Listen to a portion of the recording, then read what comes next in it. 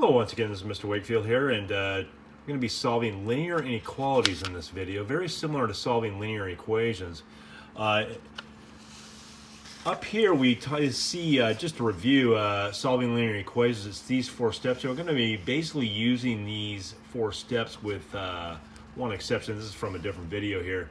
Basically with one exception. That one exception, which we'll be using to solving linear inequalities, is the fact that if you are at that last step and you have to divide by a negative number, you need to switch the direction of the inequality symbol. Okay, and so we'll keep that in mind here, all right, as we go through the problems. But other than that, we do the same steps, okay? And so ultimately we're going to get x by itself, just like we did anytime that we've solved linear equations before. It's the same idea here, where you get x by itself on one side, no x on the other side. But what we do after that's a little bit different, okay? And so we'll get into that. All right, so let's go ahead and get started here. It says write the solution set in interval notation. I'll mention that as well. Why are these linear inequalities? Because we'll sometimes see other types of inequalities. It's the same reason why these equations up here are linear equations. What made these linear up here was that after you clear out the parentheses, both sides of the equal sign just have regular monomial terms being added and subtracted together, with the exception, but along with them being regular monomial terms being added and subtracted together, they are also where you just have x to the first power in some of the terms, and then you have some terms with no x at all, like negative 12 and 8. You never have, for example, a term that has x to the second power or x to the third power. Okay, not something like this up here. This would not be a linear equation, all right? In the same way, and it's because of the x squared. Okay, so if you just have x's, in other words, and not x squareds or x to the third, then that's what basically makes it a linear equation. And same thing with linear inequalities. After you clear out the parentheses here, let me go ahead and do that. We'll do that in the same way that it's supposed to be done with linear equations. Distribute out the 5. Distribute out the negative 6 as well. Okay. Distribute out the 5, we get 5 times x is 5x. 5 times negative 1 is negative 5. Bring down the inequality symbol. Okay, just like we did with equal signs when we did linear equations. Negative 6 times x and negative 6 times negative 2 is positive 12. Now you can see that both sides of the inequality symbol just have a bunch of terms being added and subtracted. You have nothing but just x's, no x to the second or x to the third. So this is a linear equation. Okay. I'm sorry, linear inequality, not linear equation. The reason why it's called an inequality is because of this symbol. Okay, inequality symbols are either less than, greater than, less than or equal to, greater than or equal to. It could be any one of those four. Otherwise, it looks just like a linear equation. On both sides, it's the same as it was for linear equations, but the difference is that one of those four symbols is in the middle instead of an equal sign. So equations are equal signs. Inequalities have one of these four things. I call this, and I know, pardon me for this sounding kind of silly and childish, but it just makes it easier to remember some things. But I call these alligators, okay, like an alligator mouth. All right, I'll get into that more here as we go along. So if you hear me say that, that's why. So anyway, let's do the same steps that we're supposed to do for linear equations as well. Just a reminder of that up here. After you clear out the parentheses, you combine like terms on each side of, in this case, the inequality. Combining like terms, we get negative 4 plus 5 is 1x. 2 minus 5 is negative 3, minus 3. And then over here, there are no like terms. Now, again, when you have a linear inequality, just like a linear equation, you can move the x's to whichever side you want, as long as you move the terms that don't have the x's to the opposite side that you chose for the x's. So we need to move the two terms that have the x's to one side and the two terms that have the no x's in them, no variables in them, to the other side.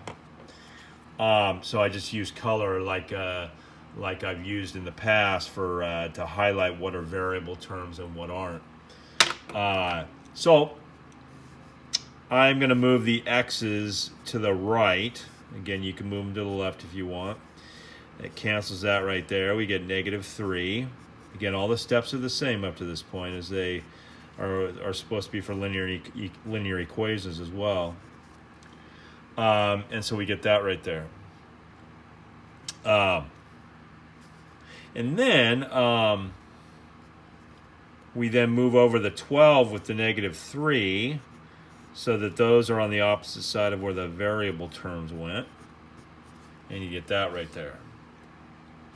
Okay, then here's the part where you're supposed to divide. Okay, just like with linear equations, when you get a single variable term on one side and a single term that doesn't have the variable on the other side, you're supposed to divide by the coefficient of the variable term. Same thing here, but here's the thing. Okay, when you divide by -7, because you're dividing by a negative. Now, if this had been +7, that'd be different. But if you're dividing by a negative, you have to flip this inequality. See how it says less than right now? Okay, you got to flip that around. And so that's now going to go that way. Again, if you had divided by +7, if this had been 7x and you divided by +7, this would have stayed as less than. But because you divided by negative, you got to flip that thing around the opposite direction. So what we end up with is 15/7 is greater than x. Okay. Now, it says here after you solve, which means to get x by itself, you need to also put the answer or solution set in interval notation. I'll show you what interval notation is in just a moment. But first, I'm going to do this number line thing because it makes it easier to figure out the interval notation. What you do is once you get x by itself, you take the number on the other side and you can put it anywhere on the number line. Anywhere. Okay, right here is fine. Okay, it's a positive number, so I put it a little bit to the right, like positive numbers are. Now, here's the thing.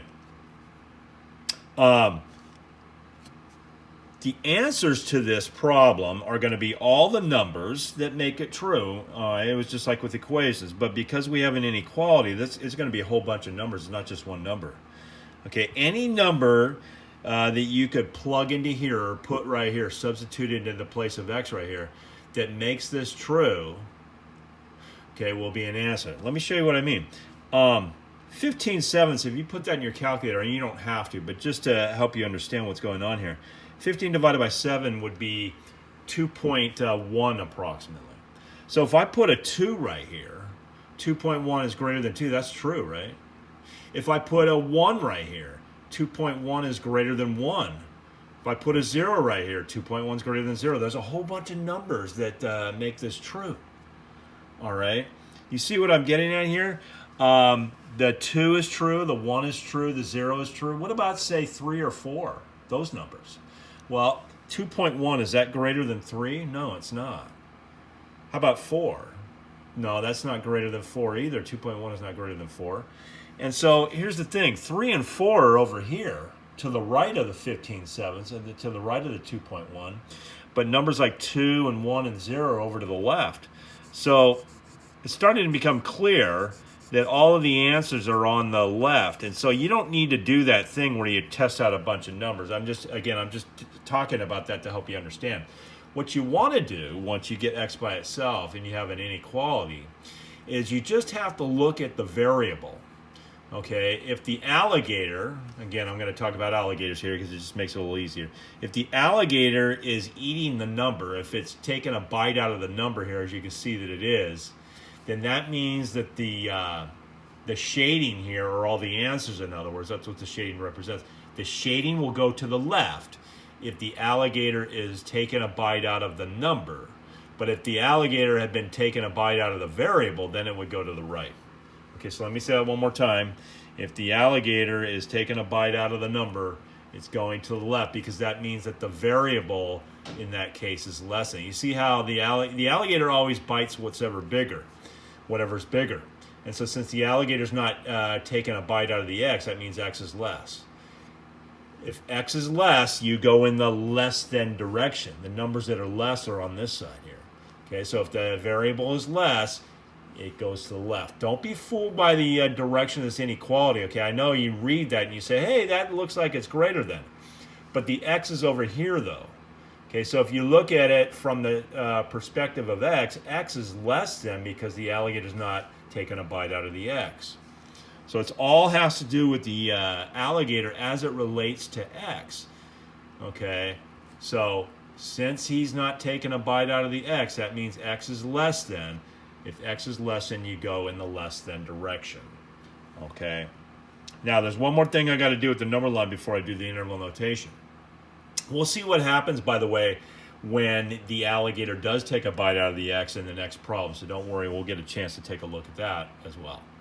Okay, now, what you got to do is whenever you have a shading on one side of a number but not the other side, again, the shading is where all the answers are. What you got to do is you got to close up that shading. You don't have to close it up here. The arrow kind of closes it up there because it goes on forever. All the numbers that go forever in this direction are going to be answers as well. Okay. So once you determine what direction the shading goes, it goes forever in that direction. And that's why I put that arrow there. Arrows mean forever in math, typically. Okay, so now we need to put what we call a bracket right here. Sometimes it's a round bracket and sometimes it's a square bracket. If it's one of the problems, if it's one of the ones that does not have the what I call alligator feet, see how these two look like they have feet underneath the alligator? Okay, the feet part means equal to, less than or equal to, or greater than or equal to. When that's the case, you use what? You use a square bracket, as we call it. I'll show you that. All right, but when you use or when you don't have the alligator feet, you use a what? You use a round bracket. Okay, like that. And so you go like that. See how it's a round bracket right there? Make sure it goes in the same direction as the shading.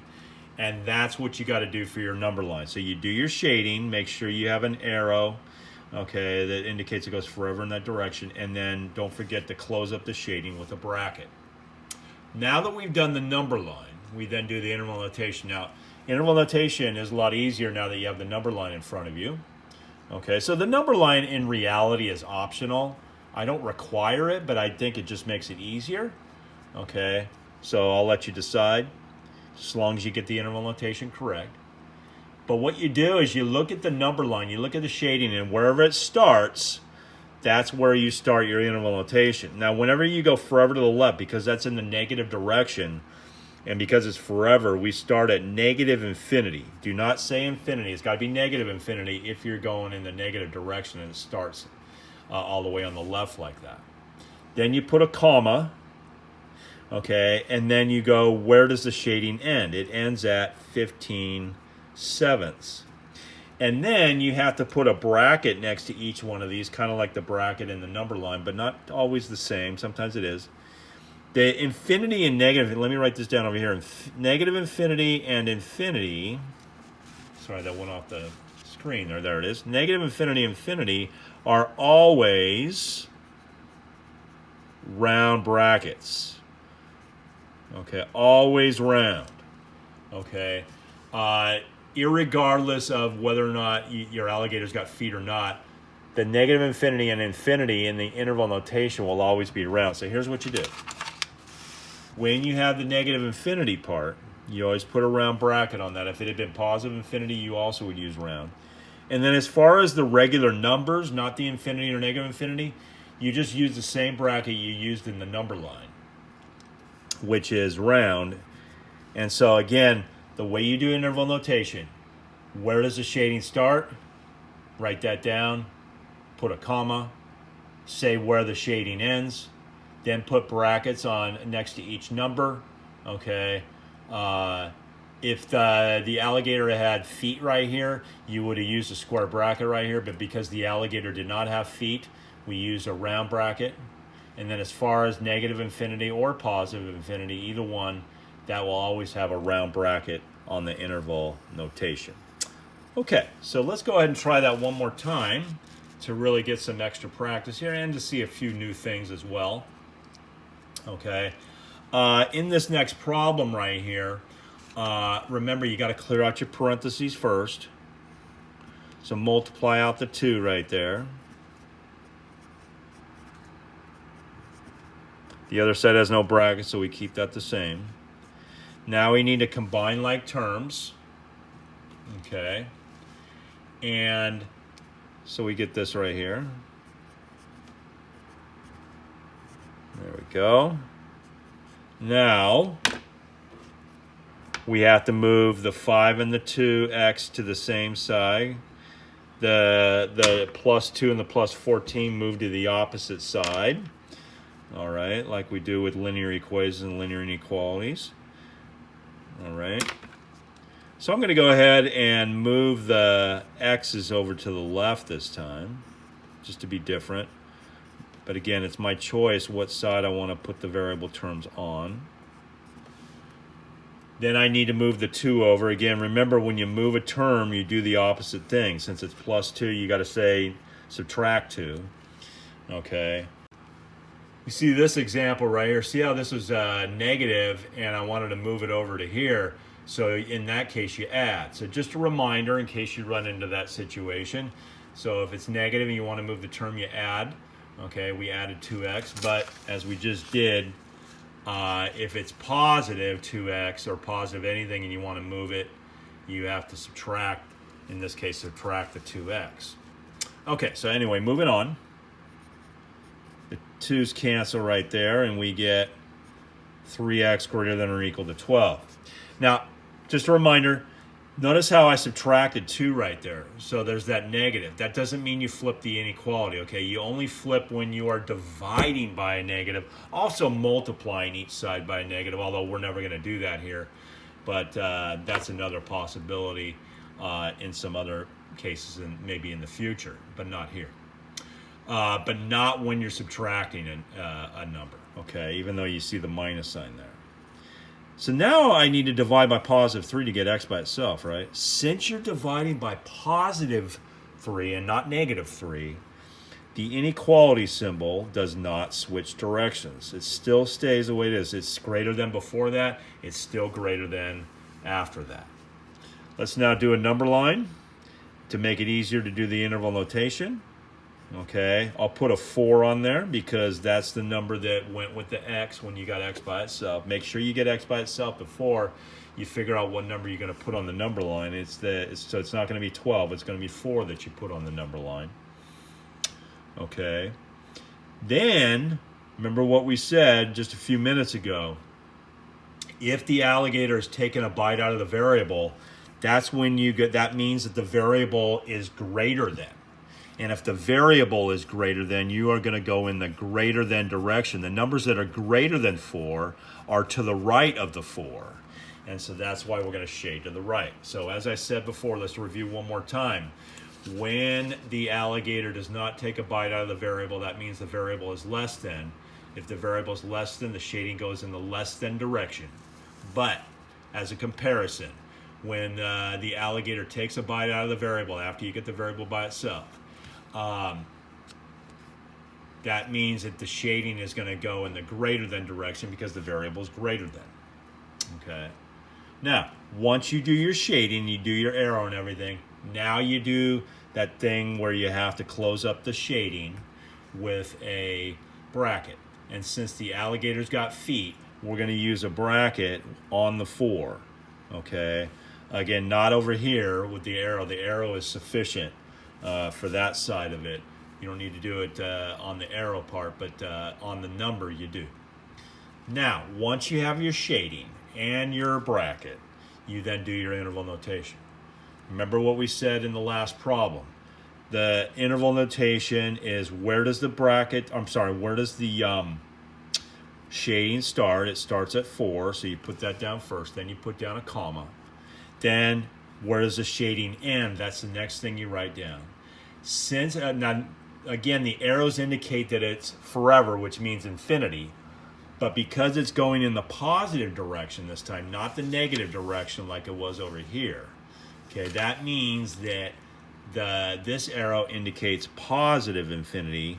Okay, so don't put a negative with that. And yet, by the way, you have to do it in this order. You have to do the where does the shading start on the left and where does it end on the right. You have to go from left to right. That's just how interval notation is done, so please don't forget that. Okay, you got to go left to right, just like when you're reading a sentence in English or Spanish, for example. Okay, you read from left to right.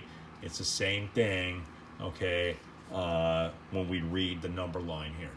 Okay, so after you write down those two numbers with the comma in between, remember, the infinity always has a round bracket like we talked about up here, okay?